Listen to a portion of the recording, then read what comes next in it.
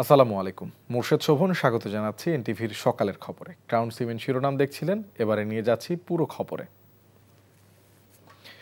অন্তর্বর্তী সরকারের মেয়াদে 20,000 একর বনভূমি উদ্ধার করার লক্ষ্য নিয়ে কাজ করছে বলে জানিয়েছেন পরিবেশ বিষয়ক উপদেষ্টা সৈয়দা রিজওয়ানা হাসান। এছাড়া ঢাকার নদী ও খাল দূষণ দখলমুক্ত করতে দ্রুতই এশীয় উন্নয়ন ব্যাংক এডিবির সাথে চুক্তি হচ্ছে বলেও জানান তিনি। একান্ত সাক্ষাৎকারে এসব বলেন উপদেষ্টা। আর বায়ু দূষণ রোধে নেওয়া হচ্ছে জিরো সয়েল নীতি আর পলিথিন উৎপাদন বন্ধে চেষ্টা চলছে বলেও জানান সৈয়দা রিজওয়ানা। রিপোর্ট করেছেন রোকন উদ্দিন। পরিবেশ ও জনস্বাস্থ্যের ক্ষতি বিবেচনায় 2002 সালের 1 মার্চ আইন করে পলিথিন ব্যাগের উৎপাদন, ব্যবহার, বিপণন ও বাজারজাতকরণের ওপর নিষেধাজ্ঞা জারি করেছিল তৎকালীন সরকার। কিন্তু সেই আইন থেকে গেছে কাগজের পাতায়। সরকারের পক্ষ থেকে মাঝে মধ্যে অভিযান হয় বটে, তবে চোখের সামনে দিয়েই বেড়েছে পলিথিন ব্যাগের ব্যবহার। সস্তা আর সহজলভ্য হয় বিকল্প কিছুও দাঁড়াতে পারেনি। অন্তর্বর্তী সরকার দায়িত্ব নেবার পর পলিথিন ব্যাগের ব্যবহার দমাতে আবারও শুরু হয় তোড়জোড়। বন্ধ হয়েছে সুপার শপে পলিথিনের ব্যবহার। পলিথিন উৎপাদনের জায়গাগুলোতে এখন আমরা নিয়ন্ত্রণ আনার কাজটা করব, কাজটা শুরু করে দিয়ে যাব। তাহলে পলিথিনের কাজটাকেও কন্টিনিউ করতে হবে। বর্তমান সরকারের মেয়াদে যতটা সম্ভব দখল দূষণ কমাতেও উদ্যোগ নেওয়া হয়েছে বলে জানিয়েছেন পরিবেশ বিষয়ক উপদেষ্টা। বলেন, টাঙ্গাইল শালবন সহ 3 বনের দখল হওয়া 20,000 একর জমি উদ্ধারের লক্ষ্য আছে সরকারের। 3টা বন, চুনতি, শালবন এবং সোনাদিয়া। এবং আমার টার্গেট হচ্ছে দখল হয়ে যাওয়া বনভূমির মধ্যে 20,000 একর বনভূমি ফেরত আনা। আমি আশা করি চট্টগ্রামে আমরা 12,000 মতন ফেরত নিয়ে চলে আসতে পারবো। 700 একর এই 9,000+ একর সোনাদিয়ার, তারপরে 155 একর যেটা দেয়া হয়েছিল একজন সাবেক সচিবকে, 20 একর। তার বাইরে মিরেরসরাইতে ইকোনমিক জোনের পাশে যেটুকুন বন বেঁচে আছে তার কতটুকুন আমরা নিতে পারি সেটা ফেরত আনার প্রক্রিয়া করব। এখনও দৃশ্যমান না হলেও বায়ু দূষণ কমাতে জিরো সয়েল নীতি অনুসরণ, অর্থাৎ মাটি খালি না রেখে যে কোনো গাছ, অন্তত ঘাস হলেও লাগানো শুরু হচ্ছে বলে জানান সৈয়দা রিজওয়ানা। চেষ্টা চলছে ঢাকার চারপাশের 4 নদী আর 19টি খাল দখল ও দূষণমুক্ত করার, যেখানে আর্থিক সহায়তা মিলতে পারে এডিবির কাছ থেকে। দখল এবং দূষণমুক্ত দুটোই একসাথে করা। 19টা খাল এবং 4টা নদী একসাথে একটা ব্লু নেটওয়ার্কের মধ্যে এনে সময় লাগবে। বায়ু দূষণের ক্ষেত্রে এবার আমাদের টার্গেটটা হচ্ছে গোটা ঢাকা শহরে জিরো সয়েলে যাওয়া। এটা ঢাকা 2টা সিটি কর্পোরেশন কাজ করবে, কারণ ঢাকা শহরের বনায়নের প্রাথমিক দায়িত্ব তাদের। অন্তর্বর্তী সরকার শুরু করে যাবে, তবে সুফল পেতে পরবর্তীতে নির্বাচিত সরকারকে কাজের ধারাবাহিকতা ধরে রাখারও আহ্বান সৈয়দা রিজওয়ানার। রোকন উদ্দিন, এনটিভি নিউজ, ঢাকা। বিচার না হওয়া পর্যন্ত আওয়ামী লীগের কার্যক্রম নিষিদ্ধ করে প্রজ্ঞাপন জারি করেছে স্বরাষ্ট্র মন্ত্রণালয়। প্রজ্ঞাপনে থাকা বিধিনিষেধ অনুযায়ী আইনশৃঙ্খলা রক্ষাকারী বাহিনীর ব্যবস্থা নেবে বলে জানিয়েছেন স্বরাষ্ট্র উপদেষ্টা। সোমবার বিকেলে সচিবালয়ে আইনশৃঙ্খলা সংক্রান্ত উপদেষ্টা পরিষদ কমিটির সভা শেষে একথা বলেন তিনি। এখন থেকে পুলিশের হাতে কোনো মরণাস্ত্র থাকবে না এবং র্যাব পুনর্গঠনের বিষয়ে পর্যালোচনা করতে একটি কমিটি গঠন করা হয়েছে বলেও জানান উপদেষ্টা। রোকন উদ্দিনের আরেকটি রিপোর্ট। সংশোধিত সন্ত্রাস বিরোধী অধ্যাদেশ 2025 ও সন্ত্রাস বিরোধী আইন 2009 অনুযায়ী আন্তর্জাতিক অপরাধ ট্রাইব্যুনালে বাংলাদেশ আওয়ামী লীগের নেতাকর্মীদের বিরুদ্ধে বিচার কার্যক্রম সম্পন্ন না হওয়া পর্যন্ত সংগঠনটির সকল কার্যক্রম নিষিদ্ধ করা হয়েছে। সোমবার বিকেলে এ বিষয়ে প্রজ্ঞাপন জারি করে স্বরাষ্ট্র মন্ত্রণালয়।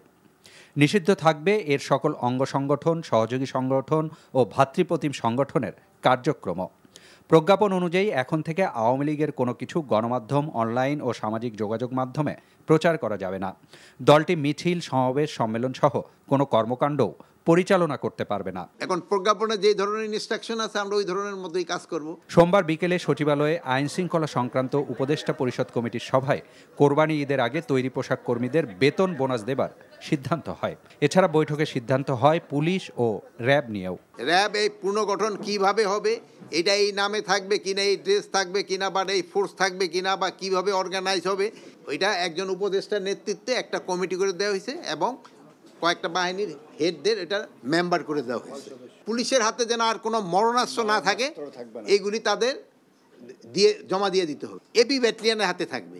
এপি ব্যাটালিয়নের কাজ কিন্তু অন্য পুলিশের থেকে একটু ডিফারেন্ট। 7 ও 8 মে 202 জনকে সীমান্ত দিয়ে বিএসএফ পুশ ইন করেছে, যাদের মধ্যে 39 জন রোহিঙ্গা আছে বলে জানান বিজিবির মহাপরিচালক।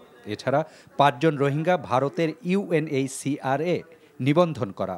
তারা যদি বাংলাদেশি হয় আমরা গ্রহণ করব এবং সেটা একটা ফর্মাল প্রসেসের মাধ্যমে হতে হবে, এভাবে লুকোচুরি করে দেওয়ার মধ্যে না।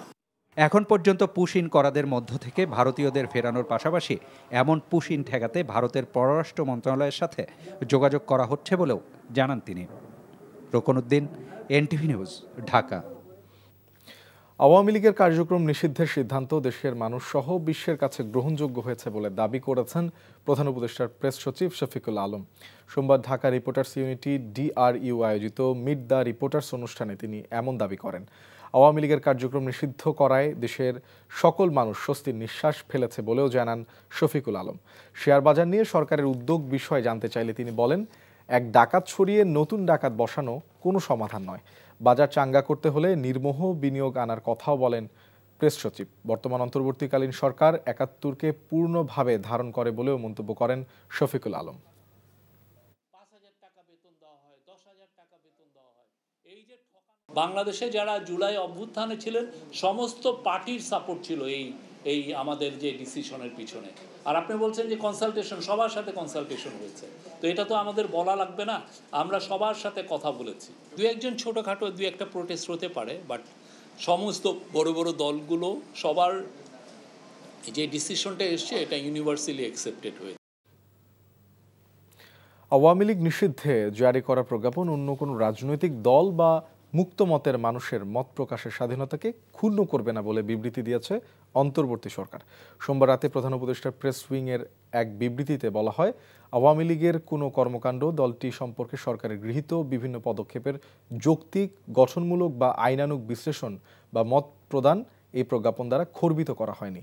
আরও বলা হয়, গত প্রায় 15 বছর, বিশেষ করে গত বছরের ছাত্র জনতার গণ অভ্যুত্থানকালে আওয়ামী লীগ এবং এর সহযোগী সংগঠনের বিরুদ্ধে হামলা, গুম, খুন, অমানবিক নির্যাতন, সন্ত্রাসী কার্যকলাপ ও মানবতা বিরোধী অপরাধের অভিযোগে আন্তর্জাতিক অপরাধ ট্রাইব্যুনাল এবং দেশের ফৌজদারি আদালতে বহু সংখ্যক মামলা বিচারাধীন রয়েছে।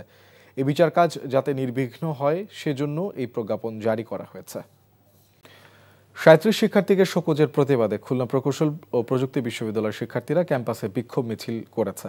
সোমবার রাত 10:30টায় বিশ্ববিদ্যালয়ের স্টুডেন্ট ওয়েলফেয়ার সেন্টারের সামনে থেকে বিক্ষোভ মিছিলটি বের হয়ে বিশ্ববিদ্যালয়ের বিভিন্ন আবাসিক হল প্রদক্ষিণ শেষে আবারও স্টুডেন্ট ওয়েলফেয়ার সেন্টারের সামনে এসে শেষ হয়। কুয়েটের ছাত্র কল্যাণ পরিচালক অধ্যাপক ডক্টর আবদুল্লাহ ইলিয়াস আক্তার জানান, নোটিশ দেয়া শিক্ষার্থীদের আগামী 15ই মে বিকেল 5টার মধ্যে নোটিশের জবাব দিতে বলা হয়েছে। এদিকে প্রায় 3 মাস হতে চললেও সংকট কাটেনি খুলনা প্রকৌশল ও প্রযুক্তি বিশ্ববিদ্যালয়। গত 4 মে থেকে একাডেমিক কার্যক্রম শুরু হলেও শিক্ষকরা এখনও ক্লাসে ফেরেনি।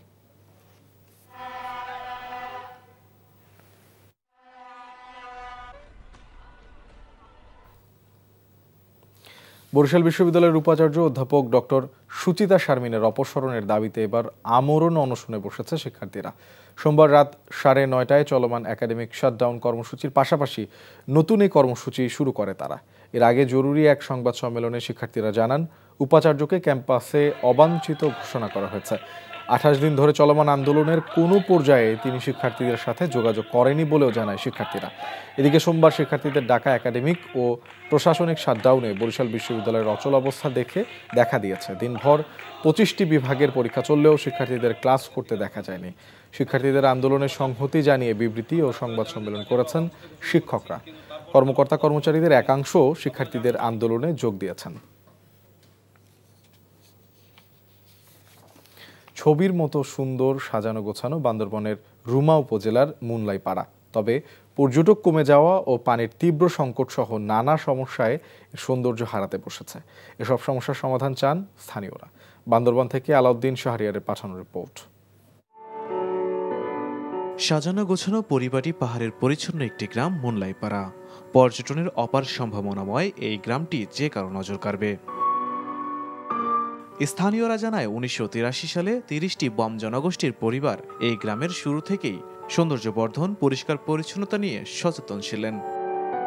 প্রতিটি ঘরকে নিজেদের মতো করে সাজিয়ে তুলেছিলেন তারা। সৌন্দর্যবর্ধনে বকালেক সড়কের দুই পাশে প্রতিটি বাড়ির আঙিনায় লাগানো হয়েছে জবাসহ বিভিন্ন ধরনের ফুল। এই পরিষ্কার পরিচ্ছন্নতাকে এখন নতুন প্রজন্মে আমাদের ছেলে মেয়ে, আমাদের ভাই বোনদেরকেও আমরা শিখে আসছি। আমরা বছরে 2-3 বার ছোট ছোট বাচ্চাদেরকে এই পাড়া পুরোটাকে আমরা ঘুরিয়ে যে পরিষ্কার পরিচ্ছন্ন রাখতে হয়। তবে পরিষ্কার পরিচ্ছন্ন পরিপাটি মুনলাইপাড়া ভালো নেই। দর্শনার্থী ও ভ্রমণকারী পর্যটকের আনাগোনা না থাকায় অর্থনৈতিকভাবে ভেঙে পড়েছে। ইকো ট্যুরিজমকে ঘিরে গড়ে তোলা রিসোর্টগুলোর অবস্থাও জরাজীর্ণ। রয়েছে পানির তীব্র সংকট, শতভাগ স্যানিটেশন ব্যবস্থা না হওয়া সহ নানা সমস্যা। স্যানিটাইজিং কিন্তু আমরা এখনো 100% সাকসেস না, যেটা বাস্তব। কারণ মূলত একটা কারণ হচ্ছে পানির সমস্যা। আমাদের মুনলাই পাড়াতে বিশেষ করে গরু, ছাগল এগুলো চারা খেয়ে ফেলে, এজন্য এগুলো খোলাভাবে পালানোর একটা কমিটি নিষেধ করেছে। বান্দরবনের রুমা উপজেলার এই গ্রামের সমস্যার সমাধান করে অন্যদের অনুকরণ করা উচিত বলছে স্থানীয় প্রশাসন। আমাদের আশেপাশে যে আমাদের দিনত 10 মিনিট আমরা আমাদের বউ, ছেলে মেয়ে, সন্তানদের নিয়ে, আমাদের সিনিয়রদেরকে নিয়ে আমরা যে পরিষ্কার পরিচ্ছন্নতা কাজ করে, আমার মনে হয় যে এই মুনলাই পাড়ার মতন পরিষ্কার গ্রাম সারা বাংলাদেশেই হবে। NTV news desk.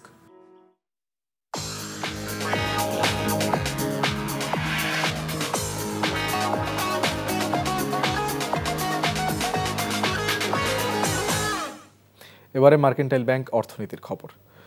অতীতের সব রেকর্ড ভেঙে দিয়েছে চলতি 2024-25 অর্থ বছরের রেমিটেন্স বা প্রবাসী আয়। 7 মে পর্যন্ত দেশে $25.27 বিলিয়ন পাঠিয়েছেন প্রবাসীরা। সোমবার বাংলাদেশ ব্যাংক এ তথ্য জানিয়েছে। তারা বলছে, এর আগে দেশের সর্বোচ্চ প্রবাসী আয় এসেছিল 2020-21 অর্থ বছরে $24.77 বিলিয়ন। বাংলাদেশ ব্যাংকের হিসেব অনুযায়ী জুলাই 2023 থেকে 7 মে 2024 পর্যন্ত দেশে রেমিটেন্স এসেছিল $19.72 বিলিয়ন। আর চলতি অর্থ বছরের 7 মে 2025 পর্যন্ত রেমিটেন্স এসেছে $25.27 বিলিয়ন। এ মাসের প্রথম 7 দিন এসেছে $735 মিলিয়ন, যা গত বছরের একই সময়ের তুলনায় 22.3% বেশি। সে সময় এসেছিল $601 বিলিয়ন। মাসে হিসেবে দেশের ইতিহাসে সর্বোচ্চ রেমিটেন্স এসেছে মার্চে $329,56,30,000। এই ছিল সকালের খবরে। এই খবরের ভিডিও সহ আপডেট জানতে ভিজিট করুন এনটিভি অনলাইন www.ntvbd.com। এছাড়াও এনটিভির জনপ্রিয় সব অনুষ্ঠান ও খবরের আপডেট জানতে ভিজিট করুন আমাদের ইউটিউব ও ভেরিফাইড ফেসবুক পেজ। ধন্যবাদ সাথে থাকার জন্য।